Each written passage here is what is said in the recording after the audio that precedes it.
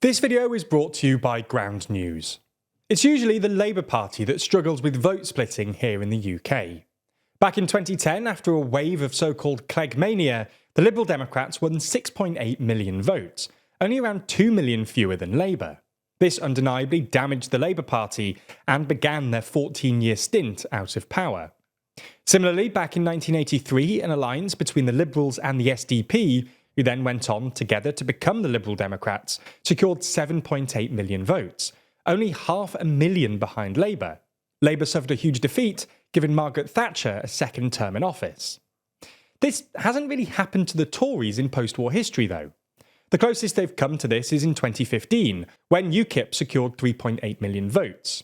This didn't really damage the Tories, though, and Cameron was able to form a majority government after years in coalition with the Lib Dems. This may soon be about to change, though. Reform UK's polling is on an upwards trajectory, and the Tories' polling is in freefall. And this is before Reform have even played their potential ace up their sleeves, a return of Nigel Farage. So in this video, we're going to have a look into the possibility of Nigel Farage returning to Reform UK, and whether this could, in turn, damage the Tories even more at the next election.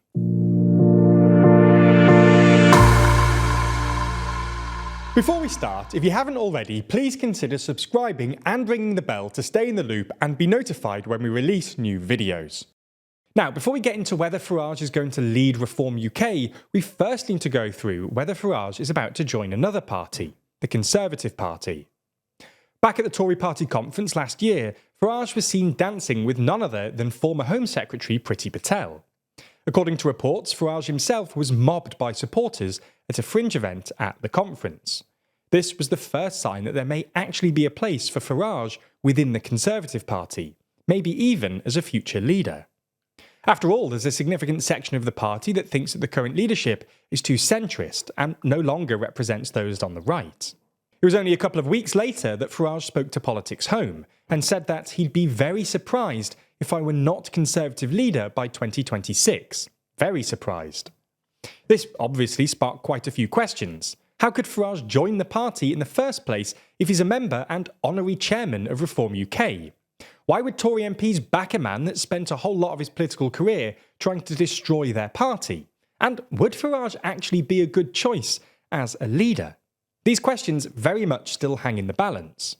For his part, Farage has tried to downplay any suggestion that he could join the Conservatives and become their leader.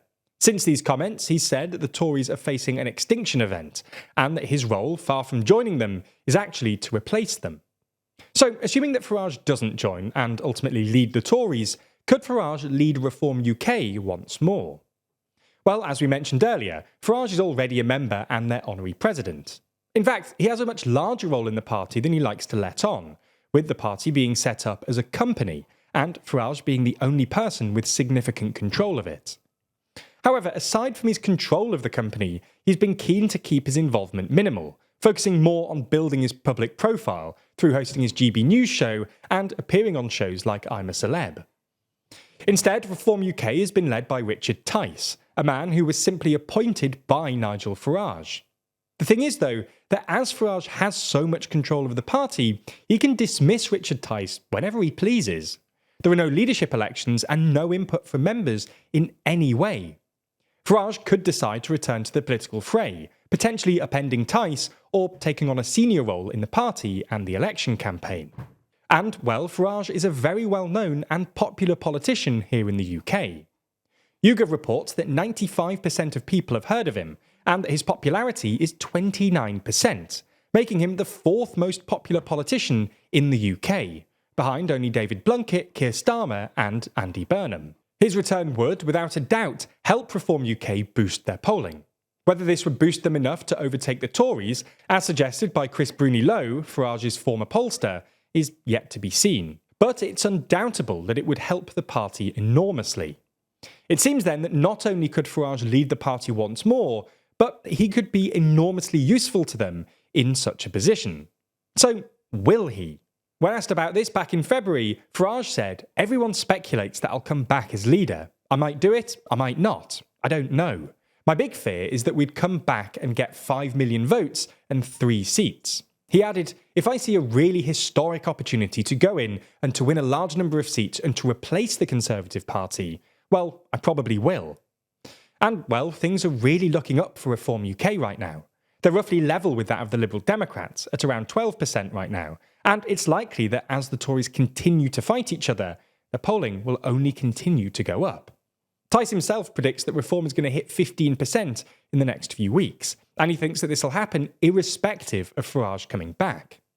Now, it would be unrealistic to expect Reform to win a huge number of seats, as the vote share just isn't all that concentrated, but they could seriously damage the Tories.